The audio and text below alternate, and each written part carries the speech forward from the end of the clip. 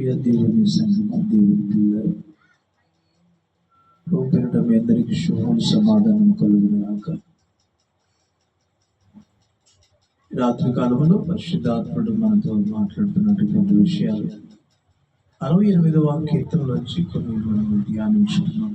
దేవుని యొక్క గొప్పతనం,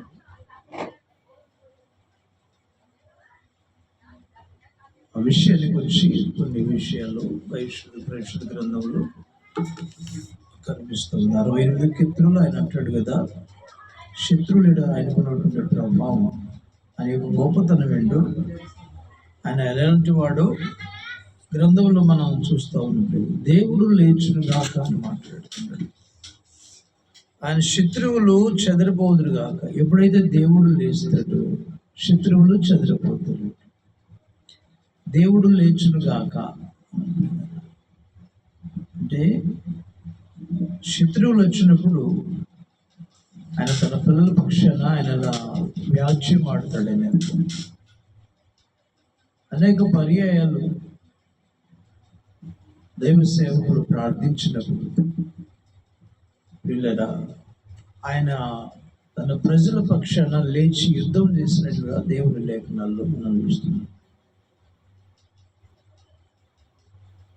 మీకంటే నేను ముందుగా వెళతానంటాడు. యుద్ధం జరిగించేవాడు మీరు కాదు, నేనే మాట్లాడుతాడు.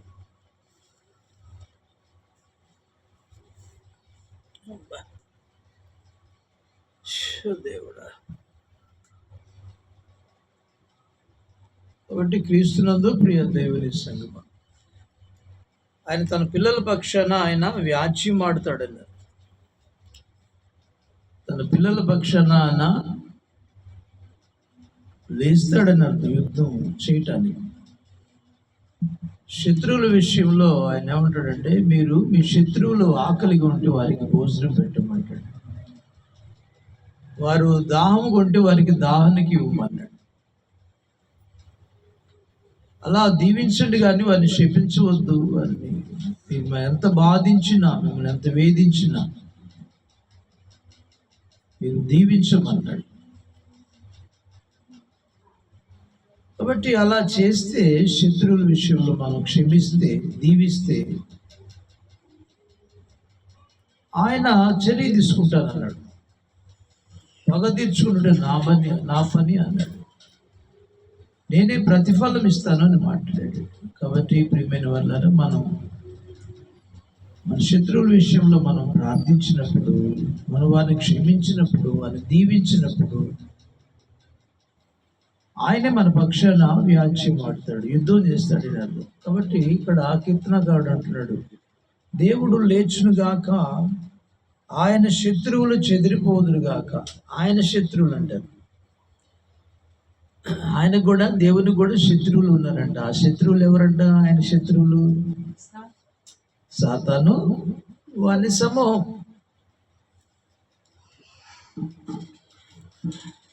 దేవునికి విరోధులు అన్నమాట.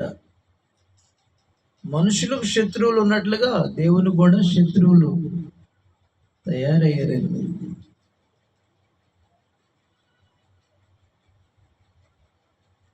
దేవుని యొక్క సభాపర్వతముని ఎక్కిపోయేదని మాట్లాడుతున్నాడు.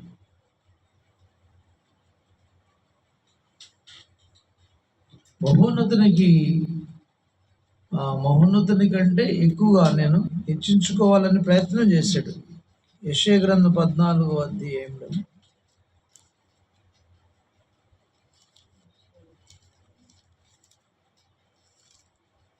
చదువు. పరిశుద్ధ గ్రంథంలోంచి 14వ అధ్యాయం కదా, 11వ వచనం.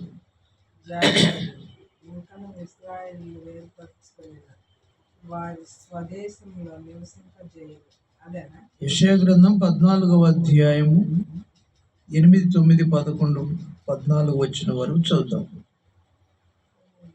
చూద్దాం. నిన్ను గూర్చి తమాలా వృక్షములు, లెబనోను దేవదారు వృక్షములు హర్షించును. నీవు ప్రవేశించుచుండగా నిన్ను ఎదుర్కొనుటకై క్రింది పాతాళం నీ విషయమై కలవరపడుచున్నది. నిన్ను చూచి ప్రేతలను రేపుచున్నది. భూమిలో పుట్టిన సమస్త శూరులను జనముల రాజులనందరినీ వారి వారి సింహాసనం మీద నుండి లేపుచున్నది. వారందరూ నిన్ను చూచి నీవును మా వలె బలహీనుడు వైతివా, నీవును మా బోటి వాడవైతివా అందరు. నీ మహాత్యమును నీ స్వరమండల స్వరమును పాతాళములో పడవేయబడును. నీ క్రింద పురుగులు వ్యాపించును, కీటకము నేను కప్పును. తేజు నక్షత్రమా, వేకువచ్చుక, నీవెట్లు ఆకాశమును పడితివి. జనములను పడగొట్టిన నీవు నేలమట్టము వరకు ఎట్లు నరకబడితివి. నేను ఆకాశములకు ఎక్కిపోయేదను, దేవుని నక్షత్రం పైగా నా సింహాసనం హెచ్చించును. చూసారా ఏమంటున్నాడు? నేను ఆకాశములకు ఎక్కిపోయేదను, దేవుని నక్షత్రములకు పైగా నా సింహాసనం హెచ్చించును. ఉత్తర దిక్కునున్న సభాపర్వతం మీద కూర్చుందును, మేఘమండలం మీద ఆకెక్కెదను. మహోన్నతును నన్ను సమానులుగా చేసుకుందునని నీవు మనసులో అనుకుంటివి కదా. నీవు పాతాళమునకు నరకములో ఒక మూలకు త్రోయపడితివి. నేను చూచువారందు నిదానం చూచువారందు ఇట్లు తలపోయేది. దేవునికి మహిమ కలుగుగా కదా. సాతాను కూడా ప్రధానమైనటువంటి దూత అని అర్థం. 7 ప్రధానమైన దూతలలో ఒక దూత లూసిఫర్. అయితే ఇతను హెచ్చించుకుంటున్నాడు దేవుని కంటే. మొదటిగా దేవునితో సమానులుగా చేసుకుంటాడు. కాబట్టి ఎవరైతే మనం దేవునితో సమానులుగా చేసుకుంటామో మనం కూడా దేవుని శత్రువులం అవుతాం. దేవుని కంటే వాడిని కొంచెం తక్కువనిగా చేశాడంట. మహిమా ప్రభావంతో కిరీటం ధరింపజేశాడంట.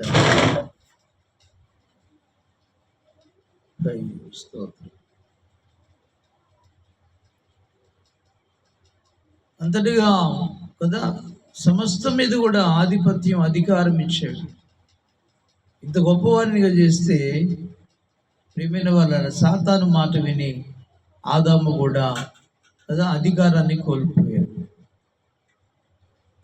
దేవుని కోపానికి అతను కూడా బాధ్యుడయ్యాడు. కాబట్టి ప్రియమైన వాళ్ళరా సమానులుగా చేసుకున్నాను. మనిషి కూడా దేవుని మాట వింటలేదు. అలానే సాతాను కూడా ఏం చేశాడంట, దేవునితో సమానుగా కావాలి. మహోన్నతునితో నన్ను సమానులుగా చేసుకుందాను అంటున్నాడు. అవును, సభాపర్వతానికి ఎక్కి వెళతాను, సభాపర్వతం మీద కూర్చుంటాను, మేఘమండలంకి ఎక్కేతాను, దేవుని నక్షత్రముగా నా సింహాసనం, నక్షత్రముల పైగా నా సింహాసనం స్థాపిస్తానని మాట్లాడు. కాబట్టి మనసులో అనుకున్నాడంట సాతానుడు. ఇలాగా దేవునితో సమానుడుగా మనసులో చేసుకున్నాడు. కాబట్టి దైవ సేవకులకు దేవుడు వరాలిస్తే మనం కూడా ఎప్పుడు కూడా హెచ్చించుకోవు. దేవునితో సమానులం కాదు, మనం తక్కువ వారమే, తృణప్రాయులమే. కాబట్టి మనం ఎప్పుడు కూడా ఆయనతో సమ్ములు ఎవరు లేరని లేఖనాలు సరే నాకు సాటి అయిన వారు ఉన్నారా, నాకు సముడైన వారు ఉన్నారని మాట్లాడుతున్నాడు. దేవతలను పడిన వాళ్ళు, కొన్ని దేవుళ్ళను పడిన వాళ్ళు వారిలో కానీ ఎవరు కూడా దేవునితో సమానులు లేవు. అయినా సమీపించడాన్ని తేజస్సులు ఆయన ఒక్కడు మాత్రమే వసించు అమరత్వం గలవాడై ఉన్నాడు.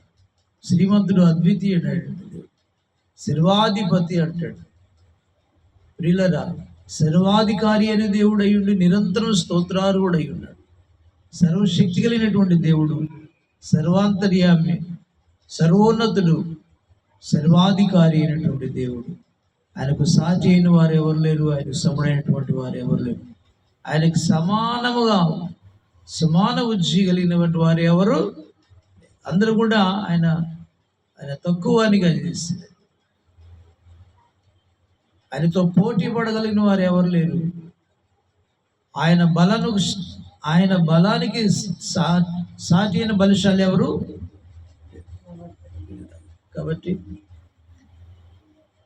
సాతాను కూడా ఏం చేశాడంట, దేవునితో సమానులుగా చేసుకోవాలనే ప్రయత్నం చేశాడు. మహోన్నతునితో నన్ను సమానులుగా చేసుకుందునని నీవు మనసులో అనుకుంటే. ఈ పాపం కూడా ఎక్కడ జరుగుతుందంటే మనసులోనే. మొదటిగా మనసులోనే పిల్లల మనసును స్వాధీనపరుచుకుంటాడు సాతానుడు, మనసు ఖాళీగా ఉంటే. కాబట్టి మనసులో దేవునికి చోటు ఇవ్వకపోతే ఆ సాతానుడు ప్రవేశించి ఆలోచనలు నెరవేర్చుకుంటాడు. కాబట్టి